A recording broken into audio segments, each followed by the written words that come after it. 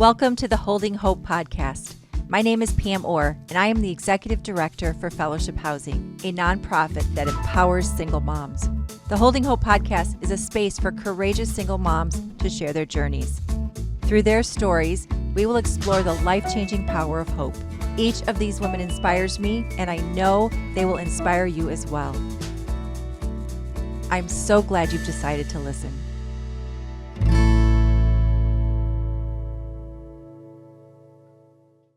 Well, welcome to the Holding Hope podcast. I'm your host, Pam Orr, the Executive Director for Fellowship Housing, a nonprofit that serves single moms and their children in the Chicagoland area. I believe to my core that single moms are some of the most courageous and hardworking people you will ever meet. I'm excited for you to meet our guest, Tiffany, today. When you hear her story, you will not only be inspired, you will be encouraged. Tiffany, it is so good to have you on the Holding Hope podcast. Thank you for having me. I appreciate you. Yeah, absolutely. Tiffany, when someone hears even a fraction of your story, surviving abuse, rebuilding from ashes, starting a business, even becoming a surrogate, they're left asking, how in the world did she do all of that? What has kept you going when life has hit you the hardest? Definitely every twist and turn, corner, high, low, definitely started with thinking about my kids and our future and where I want us to end up and how I want our time spent now. Trying not to stay too much in the past and try to be present in the present. But definitely them. It's your kids. Tell us just a little bit about your kids. Tell us what their names are and their ages, and then maybe just a snippet of their personality. If you're watching this, you can see there's a picture of the kids here. And Tiffany, you did say earlier that this picture represents their personalities pretty well. Tell us about the kids. So my oldest is Keithan. He's 11, and like this picture with his sweet smile, it just shows he's the sweetest boy ever. My middle child is Mason. He is 8 years old. And with the picture of his face shows his personality completely as well, the little mischievous one. And my youngest is Layla. And she's another one. She looks very sweet, innocent, but she's got a little devilish playfulness to her in the inside. I think you can see it on that face too. She's 7 now. You are obviously a very proud mama. Yeah. I am. They all, it's amazing. Like they're, we're all together all the time, but they have such different personalities. And then the way they kind of clash and work together at the same time. It's just so cool to watch them grow up. But been through a lot together, that's for sure. Absolutely, you have. Well, let's get into that a little bit. You've said a girl like me doesn't stand a chance without the proper fight. Would you take us back? Tell me what life was like at your lowest point. There's been a couple of lows, honestly. Okay. Definitely a lifeline of up and downs. But I come from, domestic violence and a couple things. Upbringing was nice. I never want to complain about my parents, but there's always some things that just didn't match up, like a misdiagnosis or whatever. But it was hard to deal with emotions. So growing up with that and then having children, you have to deal with emotions with the things that you don't face, like the trauma you don't face as a child will definitely follow you into parenthood. And it's like your children mirror it to you. So, but yeah, I have a history of physical abuse, financial abuse, sexual abuse, mental abuse, verbal abuse, a lot of manipulation, a lot of gaslighting. And it was from a very young age. And I had to relearn so many different things like healthy habits and boundaries in order to have like a healthy lifestyle, really. Some choices I made in the past definitely came from a place where I didn't know any better. But I always say, everyone deserves a second chance and it's never too late to rebuild yourself. And I did a lot of that over the past couple of years. Yeah, that's incredible. I'd love if you wouldn't mind. Can you talk a little bit more about the trauma that you survived? You said you experienced it at a very young age. Can you take us back there as much as you're comfortable doing and just share a little piece of what that trauma was and how that impacted your life going forward? Yeah, sure. Um, I wouldn't say I witnessed the most healthiest relationships. At a very young age, I saw my parents fight a lot. And again, like I don't blame them. It's a lot to battle. My mother went through a lot when I was young. She lost her parents at a very young age, had children at a very young age. And I just think that domestic violence was subconsciously or subliminally always there, whether or not she wants to acknowledge it or even recognizes it. I sure didn't recognize it at first. But I saw a lot of patterns of bad relationships. I saw a little bit of physical violence, was part of a little bit of sexual assault at a very young age, um, which you just carry with you forever. And then when you have children of your own, it just like intensifies the fear, even if I think that I got over it a couple years ago. But it just makes me scared that my kids will go through the same things I went through. And that's kind of what helped me get to where I am now, is just thinking about where I came from and what I went through, and never wanting my children to even see the things that I've seen. But yeah, I was with toxic relationships in the home, within my own relationships, and even at work. Like a lot of different experiences in that department, unfortunately. I mean, and so in the childhood of my own, I had the sexual abuse and all those things I've seen. And then into my relationships, it was the physical abuse and the mental abuse. And it just kind of trailed on with me. And then when I got to fellowship, I kind of like looked at myself like, all right, what's the common denominator and what can I change so that I can get out this, so that my children don't think that this is okay to be in? Mm. My goodness. What was the moment that you realized that you wanted this cycle to stop with you? Um, it had come to me a couple of times. I would say even before I got into my abusive relationships and even before I had children, but I just didn't know what that looked like. It's one thing to want to become a healthy, thriving person, but not knowing how to do that or have any examples to follow or how to maneuver that. Um, but I think once I finally got familiar with healthy support, it was probably when I was in the WINGS program. It's a very beautiful domestic violence survivor program. And at that point, I thought I had postpartum depression. I was suicidal at the point, so they brought me to this behavioral health hospital, and that's where I was in the postpartum department. But I thought it didn't make sense for me to have postpartum depression. My daughter was a year old already. I'm like, isn't this something like after birth? So it didn't make sense, but it kind of made sense because some things were relatable. But when I was in that, I got misdiagnosed for bipolar disorder, almost got started on meds before this beautiful counselor from Wings found me. And she's like, do you mind if we talk? And she listened to my story and she gave me nothing but compassion and patience. And she was like, would you maybe consider that maybe you're being abused? And in my right mind, no, I didn't think so, because just the way that abuse and power works, I wasn't aware. But she introduced me to the power and control wheel.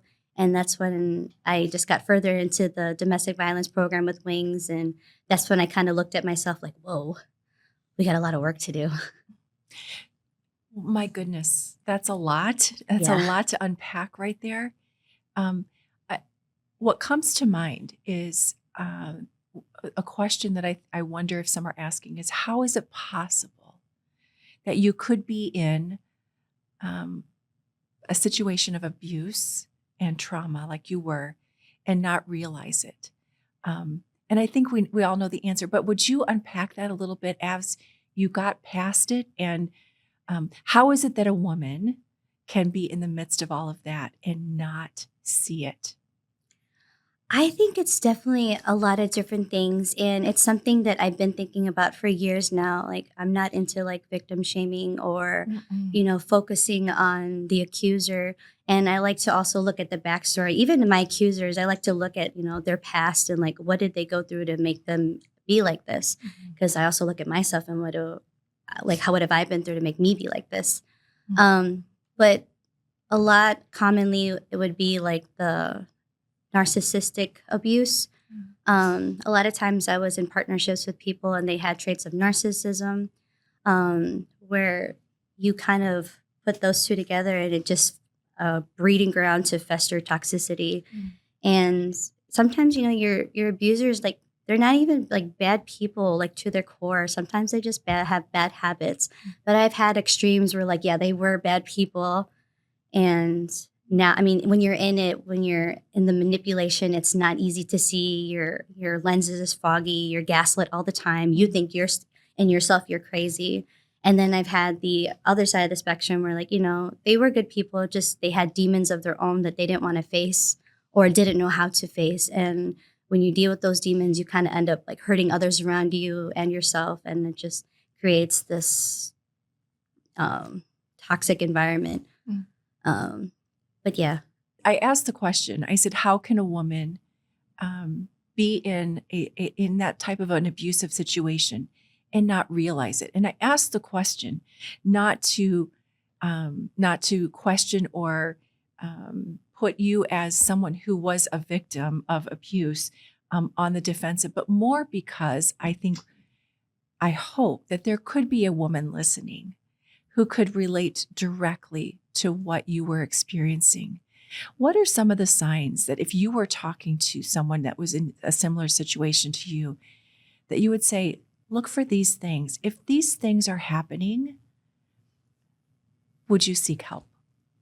When I think back at that, I think gaslighting was like a huge thing, and I didn't even know what it was. Like, I knew that I was experiencing it, but I didn't have a word to kind of explain to myself what it was.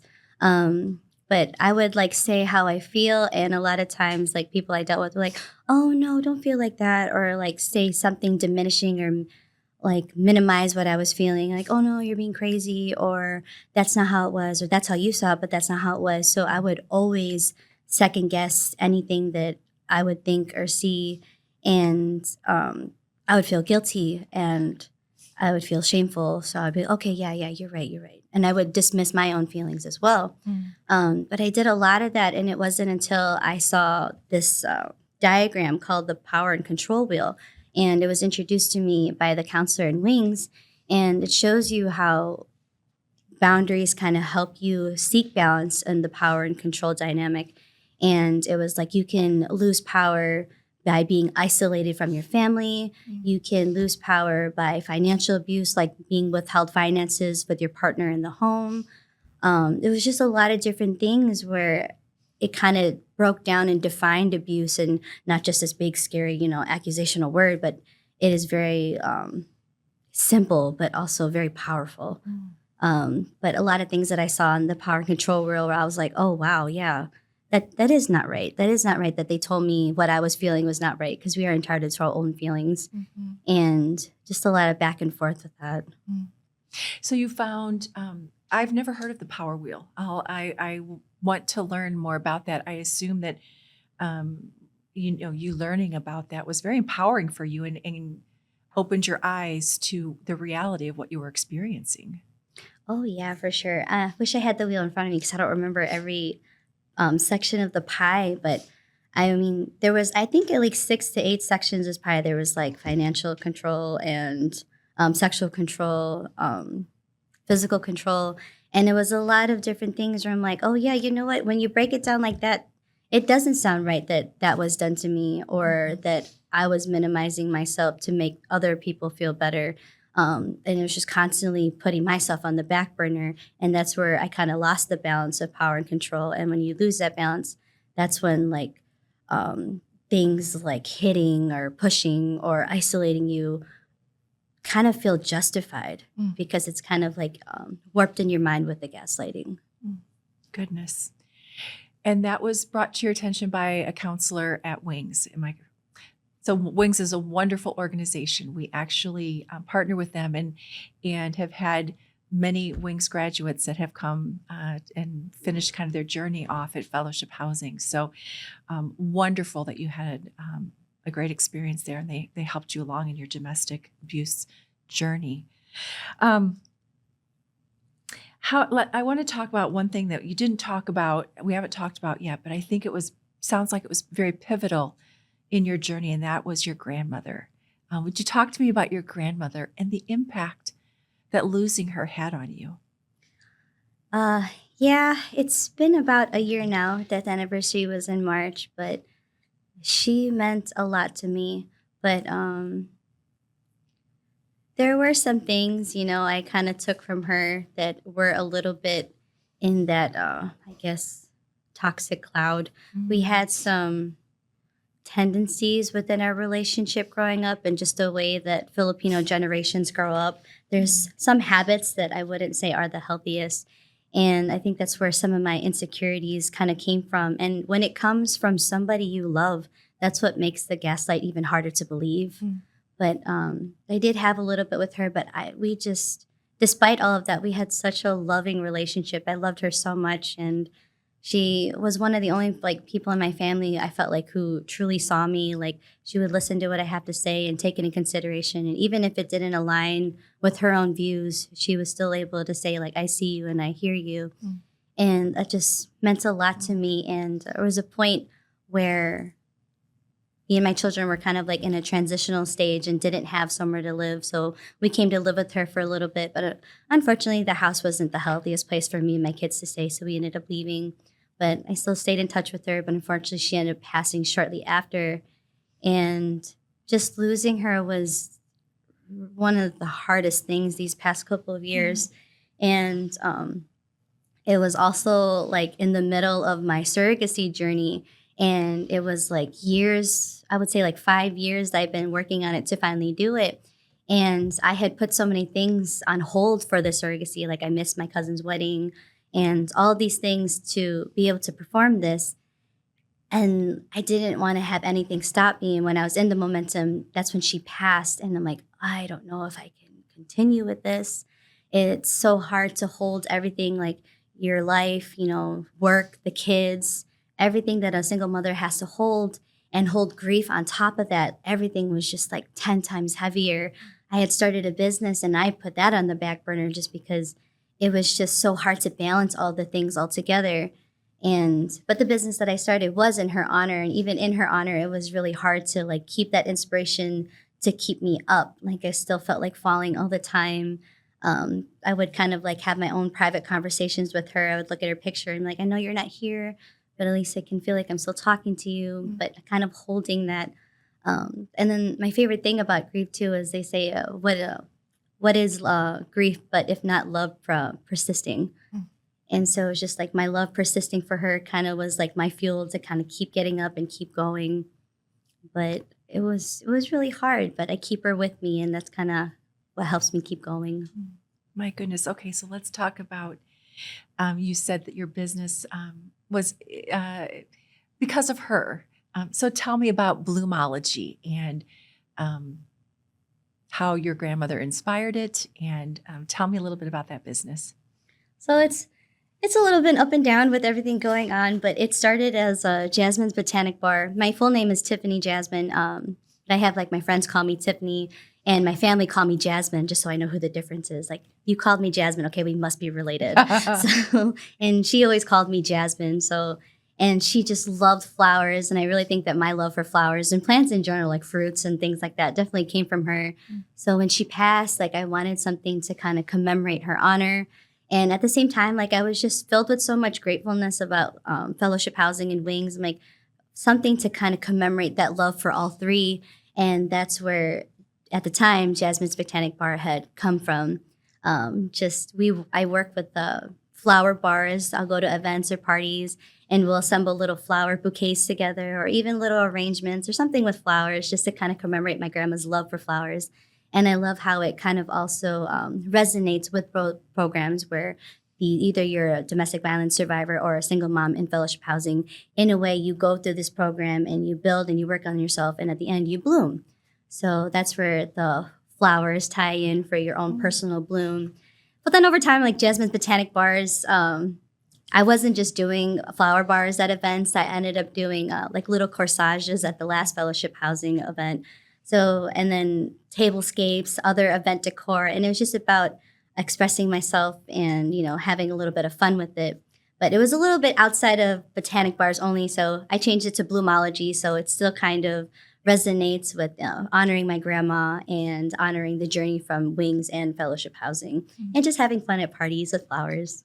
I absolutely love that. You said that women, whether they're domestic abuse survivors or single moms or both, have gone through these 2 programs, and they've wrestled through, they've fought through, they've done the hard work, and they come out and they bloom. I absolutely love that.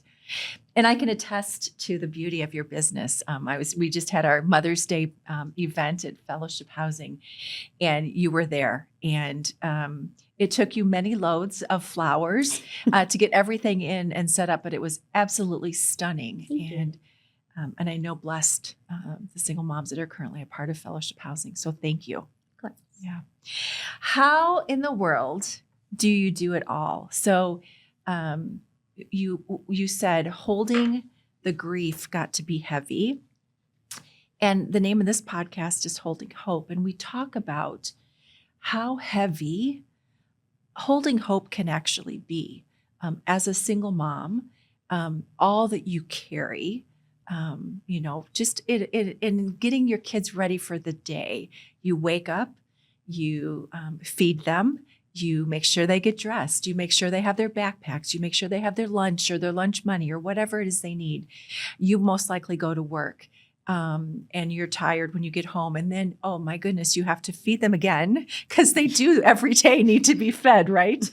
And you bathe them, and you make sure they get their homework done, and make sure you fed yourself, all of the things. And that doesn't include doctor's appointments and all the things that come up, little hurts that they may experience that you have to be present for. My goodness, just talking about those things, and I've left out so many, leaves me tired. So everything that a single mom holds is incredibly heavy. And then to put hope and grief on top of that, you said, you had a quote that you said, hope carried me through.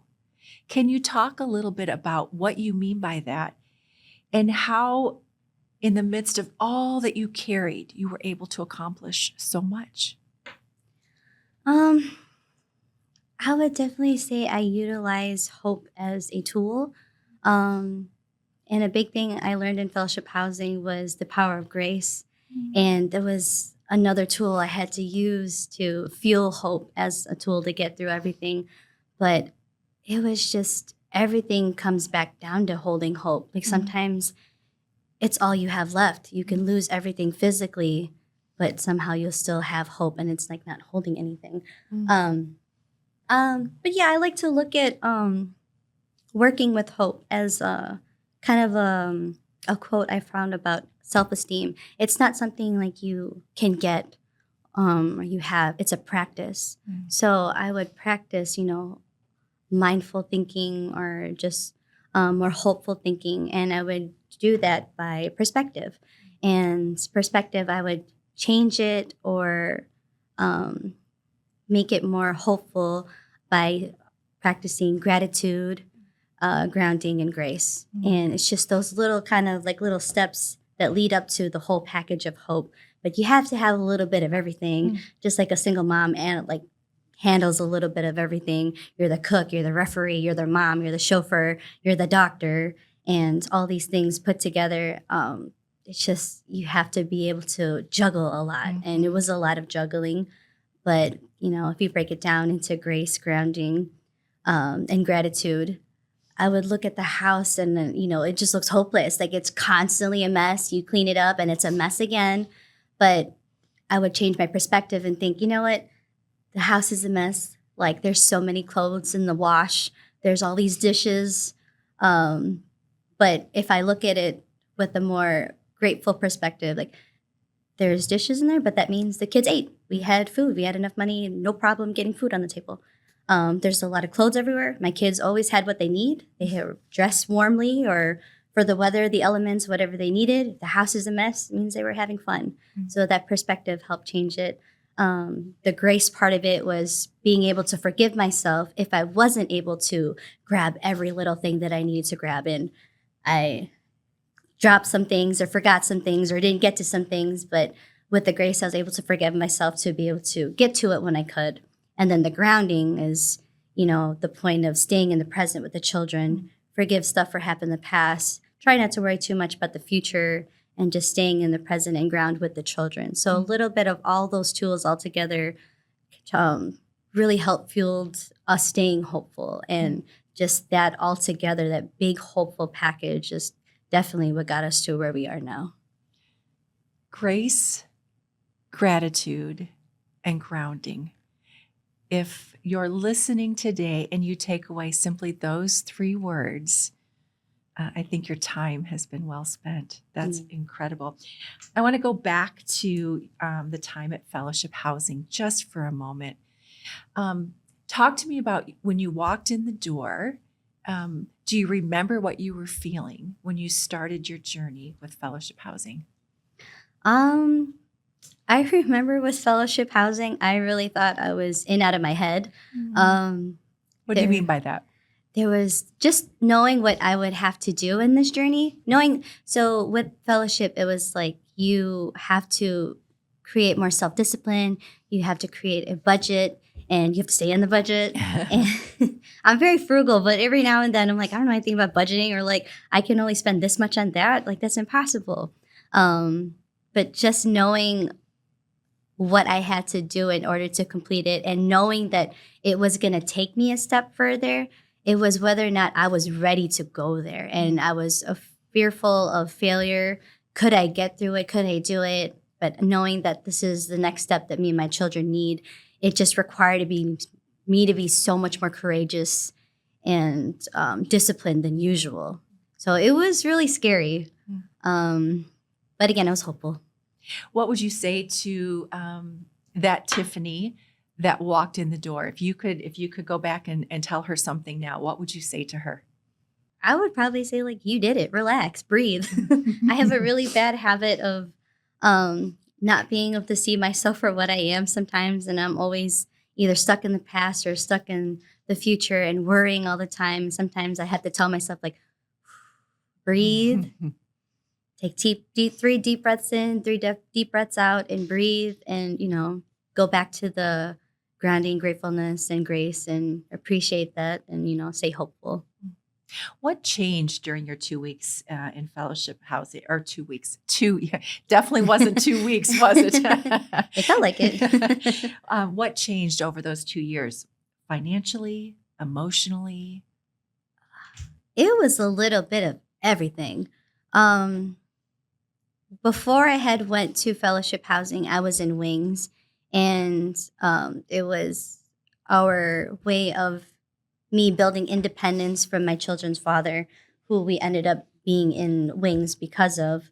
But when that happened, COVID also happened, and a lot of things with the switch of going from being in a toxic relationship to being an independent single mom, you still have that tie with the father, and co-parenting was so hard. But I would get lost in my head a lot with the gaslighting, and even being in Wings, sometimes I would still kind of get lost in the sauce with their dad.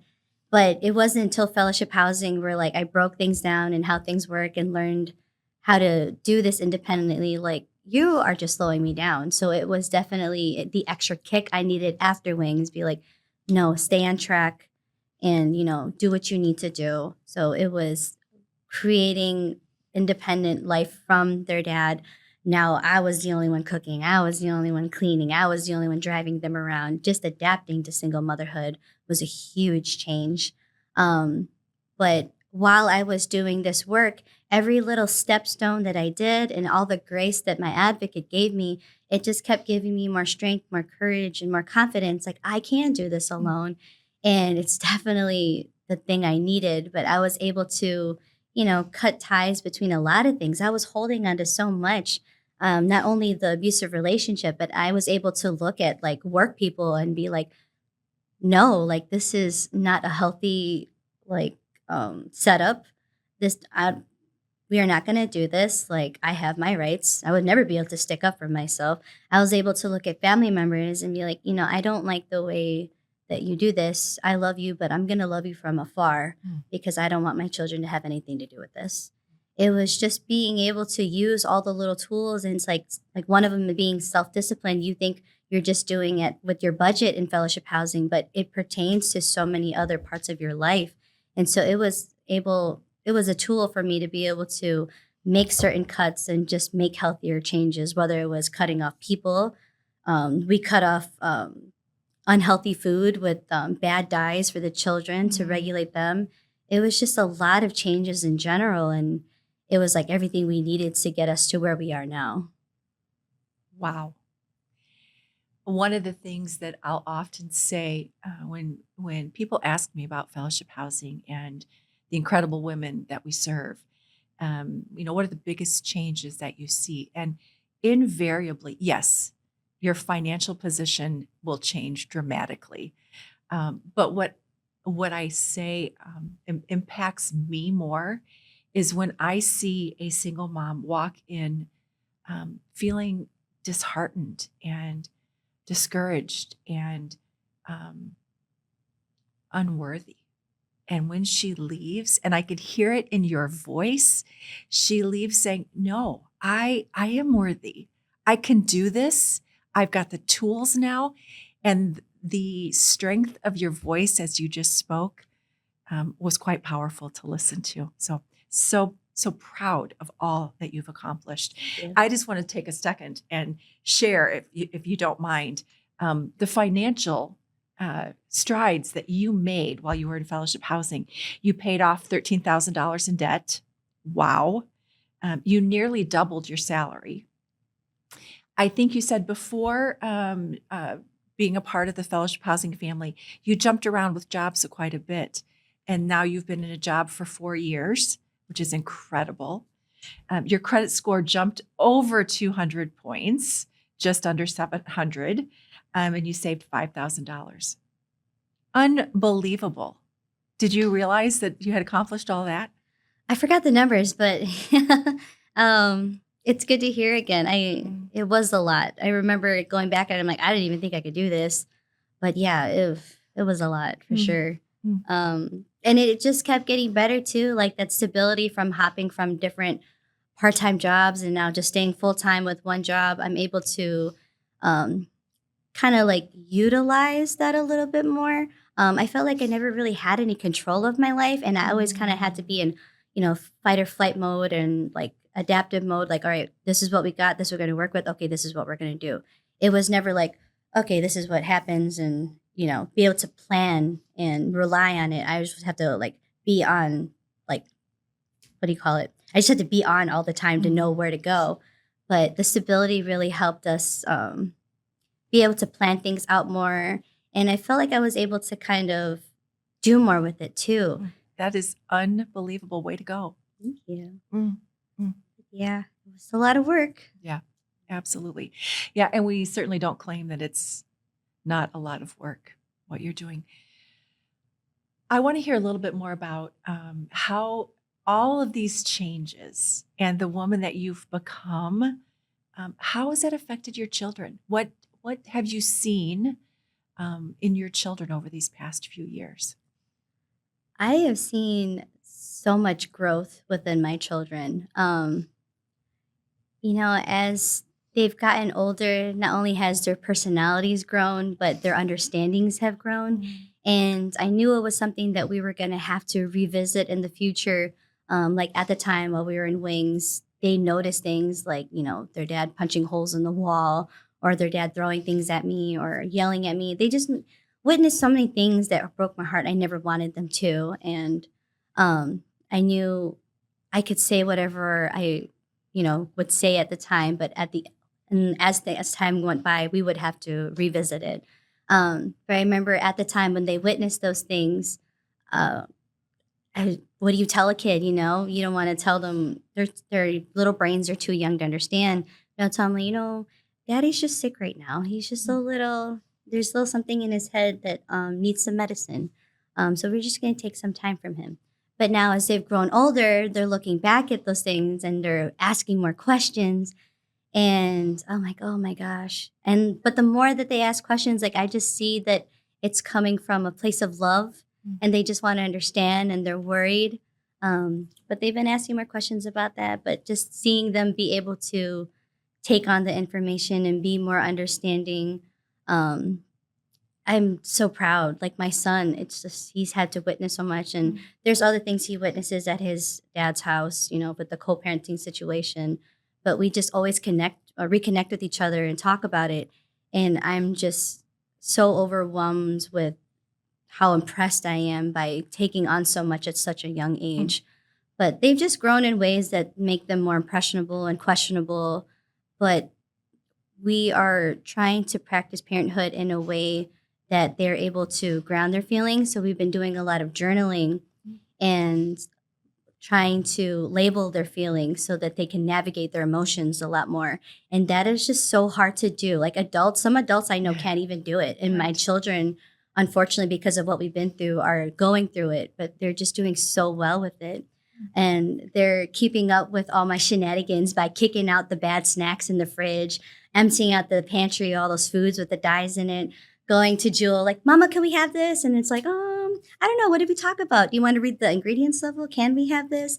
And then they'll go down and it's like, never mind. They'll put it back. They're so understanding, and I'm just so impressed and I'm so grateful. But it's just a lot of different things. But they're doing good, and they're happy, they're healthy. They don't have to worry about, the things that narcissists do or put them in environments that they shouldn't be in. But they're able to just be themselves and be loud if they want to, come home and release all their emotions on mama after having to bottle it in at school and behave all day. But they're on their own little journeys. Like we forget, like our kids are their own little humans, but they're going through their own little journeys and we're going through it together. And it's amazing. And as moms, we steward their journeys, and you are doing an incredible job with your 3 little ones. There's one thing I don't want to skip over before we end our time here, and that is your surrogacy. I mean, what I would love to know why you chose that. Such a deeply generous and vulnerable decision. Can you tell me a little bit more about that? Oh my God. It was such an incredible experience. It opened my eyes to so many things. I first heard about it over 5 years ago, I believe. Like I would see ads for it. And I just thought about it. I'm like, that is so cool. Like I think about it, like my biggest dream, I'm simple. I wanted children. And I can't imagine not being able to have that. And there are couples out there who can't have that physically. And then having surrogacy programs to make that possible. I was like, wow, that's amazing. I had no idea that was the thing. And I remember hearing about it. I'm like, I want to be a part of that. I want to be able to, bless a family with the blessing that I have. So I remember hearing about it. At the time, I was in an abusive relationship, though, and I just had no space for me or my dreams. So it kept being put on the back burner. And I didn't think I could do it because it's like I didn't have the support. Literally, everyone I told about, say things like, why do you want to do that? Don't you think you'll get too attached, or it's like you're selling a baby? Like all the worst things that I don't even know where these thoughts came from. My first thought is, I just want, to help, be a part of that blessing. And they pulled out all the negative things from it. And I'm like, well, I don't want people to look at me thinking I'm doing this to sell a baby. Like that's horrible. So it kind of got pushed back and forth. Like I still wanted to do it, but just I didn't have the support at the time. And then I went through Wings and I went through fellowship. And I remember talking about it with my advocate. And she's like, I know you got a lot going on. You have a lot to do, but think about your dreams. What do you want to do? And surrogacy was one of them, but I never thought that I could. But like halfway through the program, like, yeah, I can. So I signed up for it. And while I was in the program, I was still doing this. Mind you, this took a span of 3 years. There was a lot of delays. You have to be so healthy. And so I had to discipline myself and cut off sugar. Obviously, you can't have alcohol or anything like that, but just a lot of healthier eating. I had to be very health conscious, a lot of just taking care of myself. And it also made me give wind to the practice of putting myself first, because that was something I never did. But with Fellowship and Wings, they helped me make that possible. But it was just a lot of discipline, and there were so many things. The science is amazing. So my family, they didn't have a mother. It was just a father. So he got egg donations. And I thought that I would be giving the eggs, but the baby had no relationship to me at all. We weren't related. I was just his vessel for him to grow healthy and happy. But he had egg donations, and then he was the other half. And we flew out of state. I remember I got to travel to New York, San Diego for these doctor's appointments at these beautiful clinics. And we did the embryo transfer in San Diego. And it was just such a beautiful experience to go through. Like, we're going all the way out here to do this together. And it was really cool. And then it also gave me such appreciation to IVF mothers. Mm-hmm. I don't know if anyone watching has done IVF, but we had to do injections every day, 3 months straight, and they were painful. And she had to stay so consistent with it. There were so many different things you had to do to prep for the baby before you even hit pregnancy, which pregnancy is not even the easiest thing either. But it was just so many things. It was so painful. It was so wild. It was so overwhelming. There was like long periods of waiting, thinking that would this, even happen. I would get discouraged so many times. But like everything I learned in fellowship just kind of helped me keep going with it. And then finally it happened. And when I gave birth, I ended up giving birth early. Unfortunately, I have a heart condition where my heart will go up to 200 beats per minute. And I had one of those episodes. And then a couple of days later, I ended up giving birth. So he was born 2 months early. And I was texting his dad. I'm like, I'm sorry to tell you this, but the baby's coming out now.